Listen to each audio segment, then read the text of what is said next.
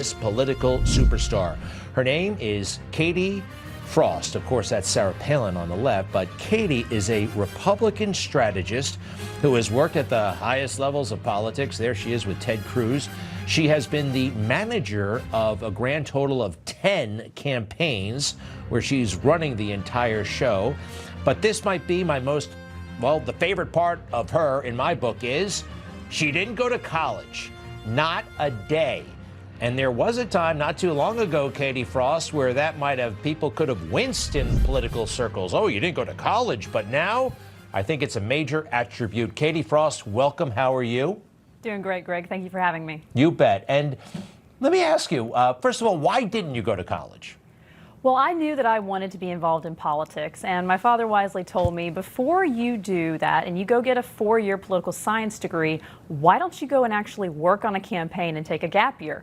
That's what I did. I got offered a full-time job, and I thought, well, why do I want to wait 4 years and spend $100,000? I'm going to go ahead and do what I'd be doing on the other side of graduation. And all right, that's very cool. And by the way, you didn't go to a regular high school, did you?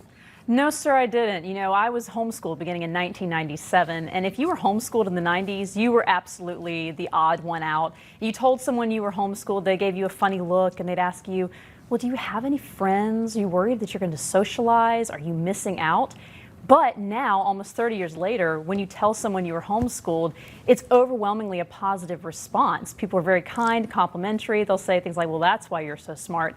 Because we have an entire generation of homeschoolers who are our proof of concept. They're out there in the communities, they're thriving, they're contributing to society. We've seen their success, and we frankly have seen the failure of government education. Now I'm seeing a similar response when it comes to college. 10 years ago, if I told someone I didn't have a degree, they'd ask me if I was worried about what that meant for my future.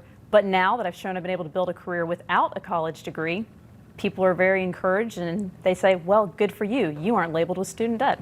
Yeah, and perhaps corrupt ideology that would have changed you. And by the way, a lot of people don't go to college, but in your field, you know, GOP politics and managing campaigns, most people picked up a degree or at least attended for a couple of years. I'll point out, actually, two of the major campaign managers over the past, Plouffe and Schmidt, they managed Bush and Obama. I don't think those guys finished their degrees from the same college, Delaware, strangely. So anyway, I just want to put that disclaimer. Lots of people don't go to college, but not in your industry. That's pretty cool. And one final line. Sorry for talking so much. Other than the student debt, how did it help you? I assume you got a big jump on your career. I got a fantastic jump on my career. I was able to have experiences actually out in the field, practical, hands-on application, learning from the best in the business. And I didn't have to sit in a classroom listening to a liberal professor who'd never actually done something telling me what it would be like. You talk about liberal ideology in a university. Let's take Harvard. That's everyone's favorite liberal institution. Their professors and board members gave $2.4 million away to political candidates in 2024. And 94% of that went to Democrats. Why would I want to go and sit there for 4 years and let them tell me that everything's wrong with America and I should hate it? I'm happy, very happy with my choices.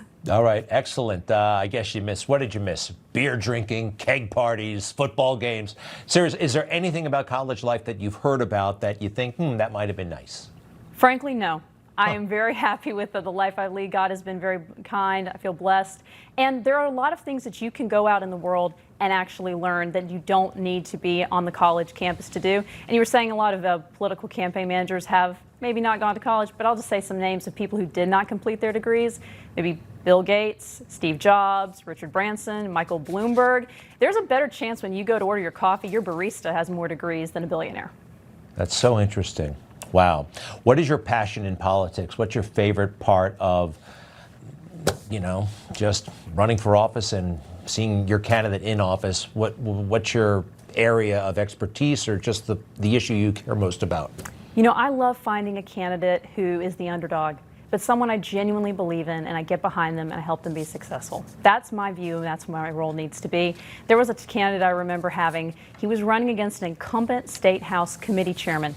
Everyone said he couldn't be beaten, but this man had bullied people repeatedly. He had sexually harassed female attorneys during his time as a judge.